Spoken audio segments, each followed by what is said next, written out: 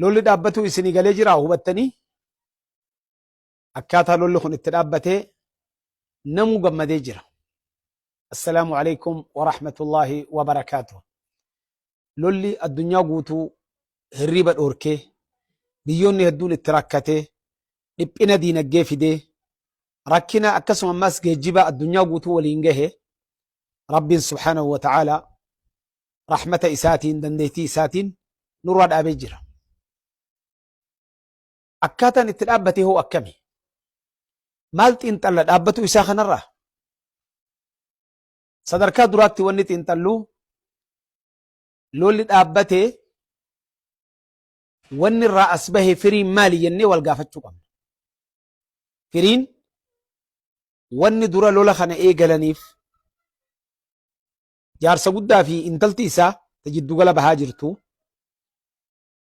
mootummaa bulchiinsa Iiraan kuffifnee mootummaa biraa dhaabnee akka isaan nuun hoogganamu goonaa jedhan.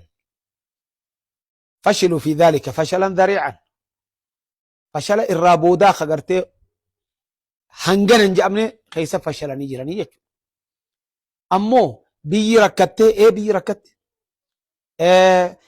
mootummaa Iiraan karaa fi waan adda addaa manneen waan adda addaa caccabanii caccaban dhume kun.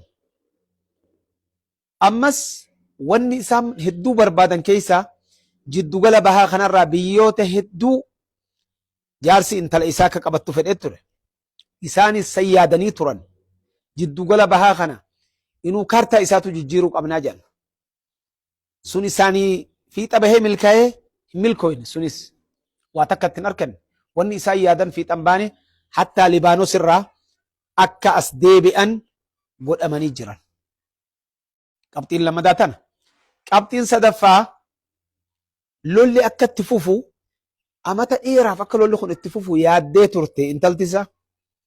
Firaa'uuna kana agartee intalti isaa jechuun xiqqoon ta Yahudaa ta jiddugala bahaa jirtu tun. Kuni jalaatite namtichi yoo itti fufne jette kophaatee oofta jeenan keessaa hin baha. Yoo ammoo ni dhaabne jette anaa dhaabaa mallattooleen sillaalu jeenati. Tapha haala godhan jechuudha Yahudaa. Waan ajaa'ibaati. Kuni yeroo garee kana namni gariin akka fedhellee ta'u jiraatuun gaariidha. Yara tapha haala godhee jechuu guututti. Qabxiin sadaffaa tana.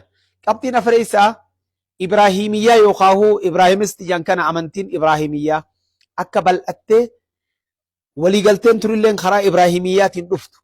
Biyyoonni hedduun akka kana fudhatan jechuudhaan dhufan. Fashaluu fi dhaalik innaa naxnu nazzalna dhikra wa innaa lahu laxaafidhuuna ja rabbiin nutu qur'aana buusee nutu eega ja rabbiin amantii isaa isatu eega. Bakkaan gahuu dadhaban kanaas itti fashalanii jiran afreessaan. Kana. Shaneessaan waliigalteen tun namni isiin dhumteen karaa biyyoota islaamaatiin dhumte waan hedduu gaariiti. Sacuudi Arabiyaan waan gaarii dalayde jazaa Allahu khair ni galateeffanna waan gaarii irratti abbaa fedheewu. Hukuumati Qatar waan gaarii dalayte. Paakistaan waan gaarii dalagan. Biyyi sadeen tun waliigalteen akka karaa isaaniitiin dhumu godhamte waan hedduu bareedaati. Kuni barnoota hedduu irraa fudhannu irraa tokko jechuudha.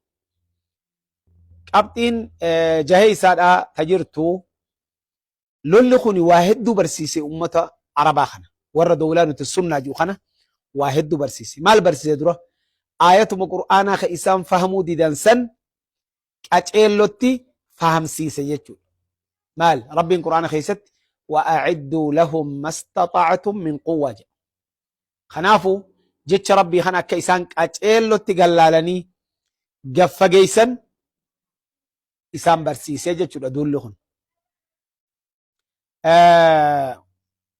قبطين برات جرتو قربودات جهيسا يخاطر بيسان أمة عربا خنا قاچيلو برسيفت عالمني عالمهم ناتي نمهم نقبو قفات جراتا خنافو جارسي صداتني الكنيغويا صداتن أمة برابرة هقادك هن صداتمو هن صداتنا آجتشو أمة عربا برسيفت يجتشو واني جبان الرافور أنه توقو خنا يعني سنما صداتا ملي جارسي هنگا دراسا هنگايو بيوني هنگا فرن آدتا هقاد إيرابرة فنلا فني جتشو خنا ركوع قوتي جرتي biyyi guddaan har'aa booda karaamaan heeybaan dur Ameerikaan qabdu san hin jiru. Kan akka gaaritti namoota hedduu hubachiisuu feessa. Xiinxalli amma nuti xiinxallu jabaan kana ta'u.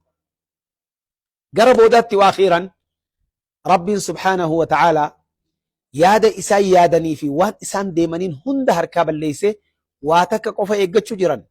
Waliigaltee amma godhan kanarratti ummanni Iraan bakka lama bahe. Harasu aljumhuurii harasu thawrii fi warra eeydota gartee ka'umsaa ka jedhan kana. Kanaafi eeydota warraa isaa jedhaniin yookaan harasu thawrii jechuudha. Warra kanaafi warra hoogganoota ammaan tana filamee ol bahe kana akka baarlamaa keessa jiru warra har'a firmaan deemu kana ministeera dantaa alaa pirezidaantii warra kana jidduutti wal dhabbiin akka uumamuu barbaadaa jiran. San booda mootummaan akka karaa kanaan diigamtu jechuudha. Akka Ittihaad Sooviyetii yookaan Raashiyaa godhan dur san yaadaa jiranii kun hundinuu bakka hin gayuu fi waliigalteen torbaan amma keessa jiru kana keessatti Suwizerlaanditti godhamu teessi insha Allahu ta'ala waliigalteen akkasit dhumatti وأخيرا نقول ورد الله الذين كفروا بغيظهم لم ينالوا خيرا وكفى الله المؤمنين القتال وكان الله قويا عزيزا والسلام عليكم ورحمة الله وبركاته.